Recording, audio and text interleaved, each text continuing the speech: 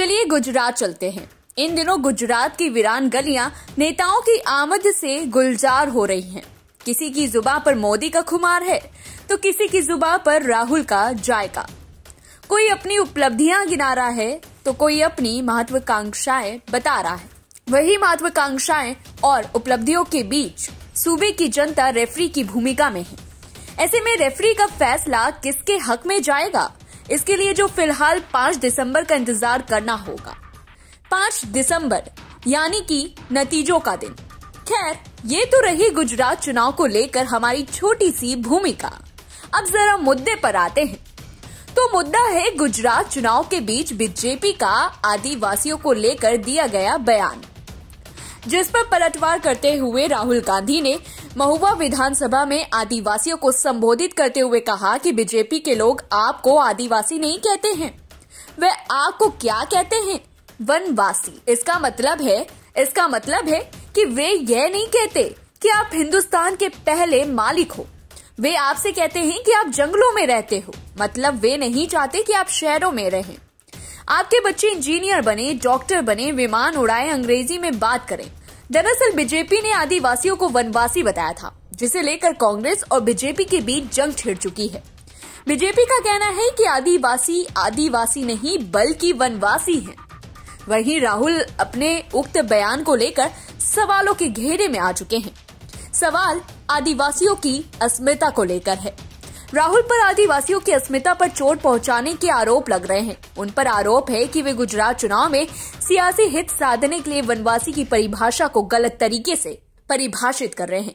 जहां तक बात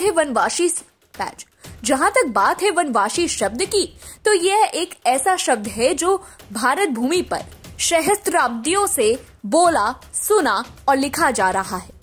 राहुल गांधी ने जिस तरह से वनवासी शब्द का अर्थ पिछड़ेपन या समाज के निचले तबके से लगाया है, वह ऐतिहासिक दृष्टिकोण से भी गलत साबित होता है।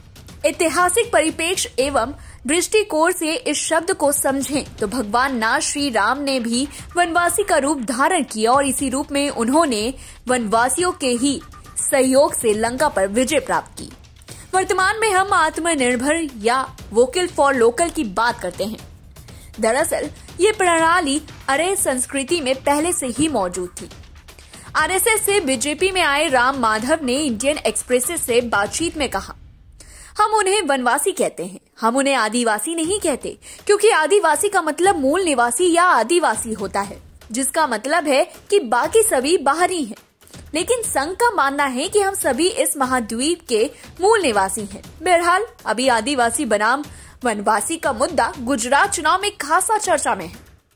कांग्रेस और बीजेपी के बीच जुबानी जंग छिड़ चुकी है। अब ऐसी स्थिति में यह पूरा माजरा चुनाव में नतीजों को किस तरह से प्रभावित करता है, इस पर सभी की निगाहें टिकी रहेंगी। तब तक के लिए फिलहाल आप नतीजों के दिन का इंतजार कीजिए। आपको बताते चलें कि प्रदेश में 2 चरणों में चुनाव होने हैं। पहले चरण के चुनाव 1 दिसंबर को और दूसरे चरण के 5 दिसंबर और नतीजों की घोषणा 8 दिसंबर को होने जा रही है। अब ऐसी स्थिति में आगामी दिनों में सूबे की सियासी स्थिति क्या रुख अख्तियार करती है, इस पर सभी की निगाहें टिकी रहेंगी। इस खबर में बस इतना ही। ऐसी तमाम बड़ी खबरों से जुड़े रहने के लिए हमारे चैनल को सब्सक्राइब करें।